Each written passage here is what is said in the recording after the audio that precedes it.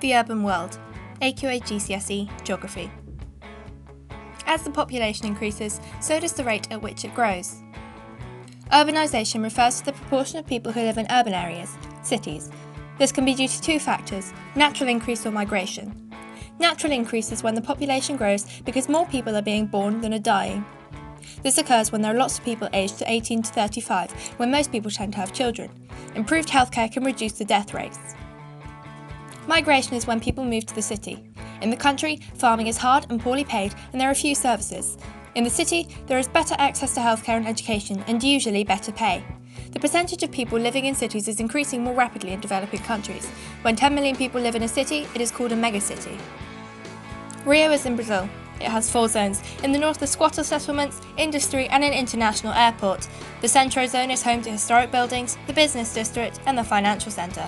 In the West Zone are wealthy suburbs, industrial areas and the Olympic stadiums. The south is where luxury flats, beaches and hotels can be found, but also Rotina, Rio's largest favela.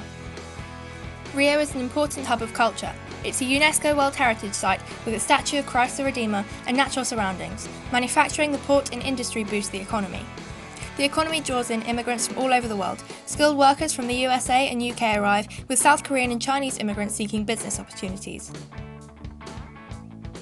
Portuguese immigrants are also drawn to Brazil, as the two countries speak the same language. As well as this, people arrive from Argentina, Bolivia and the Amazon basin. There are many challenges. In Sacada de Deus, a favela, the infant mortality rate is 21 out of 1,000 and only 60% of pregnant women receive medical care. The life expectancy is just 45 years of age. In contrast, the wealthier area of Barra de Tijuca has an infant mortality rate of just 6 per 1,000. 100% of pregnant women receive medical care and the life expectancy is 80 years of age.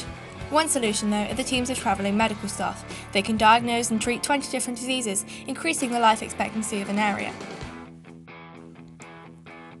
Only half of children past the age of 14, when education stops being compulsory, attend school. There are shortages of teaching staff and schools and many children have to work to support their families. The government now gives school grants to poor families to help their children continue their education. A private university has also been opened in the favela of Rotina. Previously, 12% of Rio's population were without running water. 37% of the supply was lost through leaks and illegal access. Droughts made the water expensive. 300 kilometres of new pipes and 7 water treatment plants were built, and by 2014, only 5% of the population were without a mains water supply. Frequent blackouts and electricity cuts happened in Rio. Many poorer people tapped into their electricity supply illegally. 60 kilometres of new power lines and a nuclear generator were built in order to solve the problems of electricity shortages. Boosted by the industry, the economy improves transport and attracts large companies. Economic development provides jobs in the formal sector. Rio provides 6% of the country's employment. Employment ranges from retail, tourism and the service industries to construction, ore refining and manufacturing, as well as some jobs in steel. However, the 2015 recession caused an increase in unemployment. In favelas, over 20% are unemployed. The 80% often work in the informal sector with irregular, poorly paid jobs and no job security. The Schools of Tomorrow programme aims to improve education in poorer and more violent areas. Free childcare is provided so that teenage parents can attend school.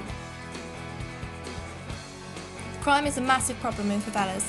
Kidnapping, armed assault and murder are regular occurrences and drugs are trafficked by gangs in the favelas. In 2013, UPPs, pacifying police units, were established to reclaim and take control of favelas run by gangs or drug dealers. Across the wider city, air pollution causes 5,000 deaths each year. This is a result of smog and traffic congestion. Steep mountains limit road building and car numbers have increased. Crime rates mean more people opt for cars as a means of transport as they believe it to be safer. The government are now using toll roads and many coast roads are one-way during rush hours. The government are also attempting to get more people to use the metro. Guanabara Bay is severely polluted. Rivers are polluted by open sewers in favelas since these illegal settlements do not have pipes provided by the government. Oil spills from the Petrobras oil refinery and ships dumping their fuel into the bay illegally considerably worsens the situation. The government have built 12 new sewage plants since 2004, along with 5 kilometres of new sewage pipes. There are fines for illegally emptying the fuel tank of a ship into the bay. Favelas have few proper roads, complicating waste collection. As a result, most waste is dumped, polluting the water system and causing disease and encouraging rats. A power plant has been built, using 30 tonnes of waste a day in order to provide electricity for 1,000 homes. Favelas have grown since 1950, both in total and in proportion to the city's total population. They face the most challenges in the city. Murder rates can be as high as 20 in 1,000 people, and infant mortality rates can reach 50 per 1,000. In favelas which have not been improved, 12% are without running water, 30% are without electricity, and 50% are without proper sewerage systems. Poorly constructed houses are built on steep slopes and rainfall can cause landslides. Average incomes can be less than £75 per month. To prepare for the Olympics, some favelas were demolished to make space for new stadiums or facilities. 800 new houses were built in the small town of Campo Grande. For some residents, these houses are better quality. However, Campo Grande is a 90-minute drive from Rio city centre and there are no shops nearby. In the Favela Barrio project, the local authority provided land and services to allow residents to make improvements. The Complexo de Alamayo is a group of favelas in the North Zone. They now have paved roads, sanitation and access to a water supply. UPPs patrol the favelas. Residents are entitled to one free return ticket per day to use the cable car, allowing them to access jobs in the city. As a result, quality of life has improved. However, the new infrastructure is not maintained and residents lack the skill to make repairs. Training is needed to improve employability. To consolidate your knowledge on this topic, study links will be in the description. For other videos, use the geography playlist on my channel.